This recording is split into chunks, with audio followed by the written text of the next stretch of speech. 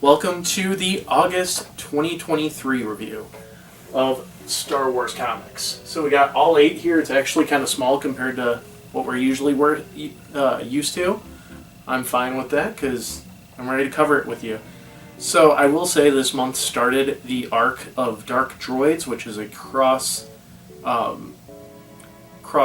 arc. So all the main stories that take place between Empire and Return are all with Dark Droids. We also have the end of Yoda this month. Excuse me. And then one more Return of the Jedi story. So let's get into it with Dark Droids number 1, which is this one right here. So a sentient AI realizes it's a droid.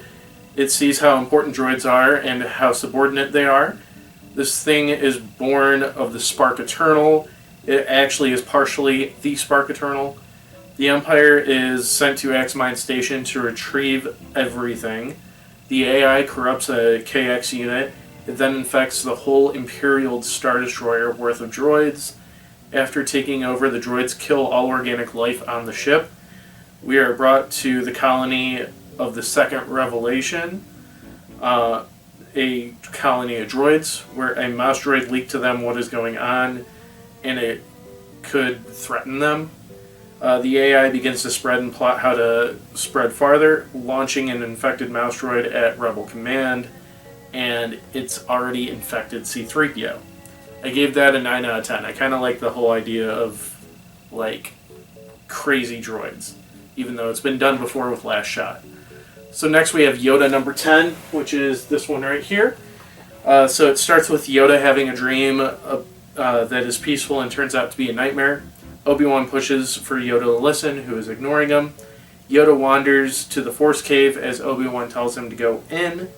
Yoda enters the cave and runs into some sort of animal. He first sees Dooku, where he sees Yaddle's death.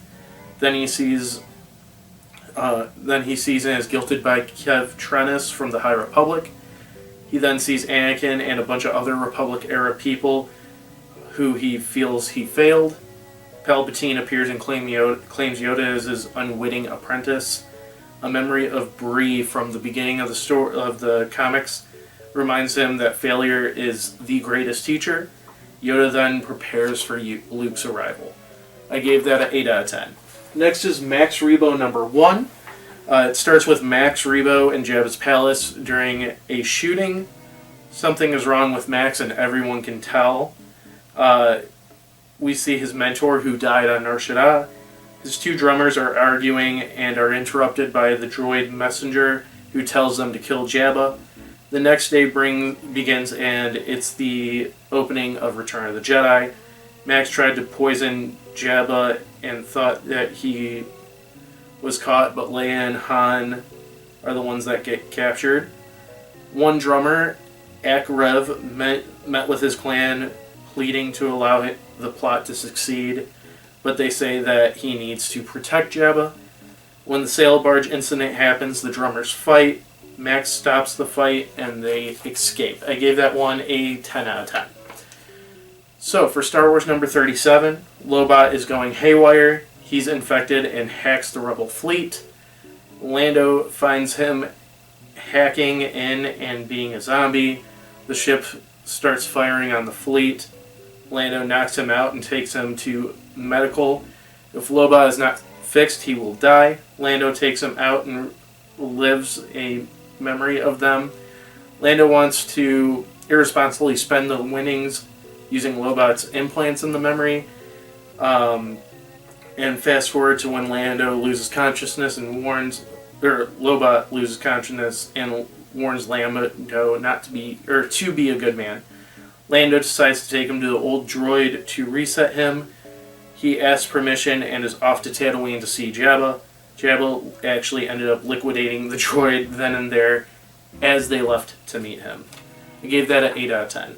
Next is Darth Vader number 37, which is this one right here. So the virus starts infecting droids on the Executioner. They then kill all the stormtroopers guarding the area. They then power down the ship and kill everyone else inside. Vader is still on Mustafar. Vader is starting to gain back control of his force powers as Masamada contacts him. Vader returns with a droid army and is ambushed by TIEs being flown by astromechs. He boards the ships and starts taking them down on his own. Vader begins to repair the droid shutdown that was damaged, but has to flash back to Anakin's memories. He fails to use the Force that way and continues to destroy droids. Masamida orders to destroy the Executioner. I gave that a 9 out of 10. Dr. Aphra Number 35 is next, which is this one. It's also the 70th Dr. Aphra issue in total. An infected droid goes haywire during an arms deal. The tag corporation, investigates their product, and we learn that they were separatists back in the day, basically opportunists, but separatists. The droid attacked with no power source, so they send Aphra to investigate. During that, Aphra and Dominion hook up. Aphra teams up with Lucky for this mission. They detour to a nightclub. Aphra is played by someone at the bar. Aphra and Lucky get to the base to see that the droids are all infected. I gave it a 6 out of 10. Next is Bounty Hunters number 37, which is right here. So Valence's memories are still degrading, and they are still working on it with Boba Fett. Flashback to Jango Fett. He's trying to save who's ever going to fix Valance, but Kamino won't help him, so Boba and gang are flying to where Jango ended up taking the fixer, which is a hidden colony run for droids, which we see in Dark Droids. Jango gets a moment to kick droid butt. The droids in the current day are welcoming, which is very strange. Valance has to go alone to repair while the others wait. All the droids on the station are infected and are stalking them. Mainly Forlom and Zuckuss are being stalked. The Fixer is a mad cyborg who wants to use Valance's body as a vessel. Gave that a 6 out of 10. Next is Hyperspace Stories number 8, which is the last one right here.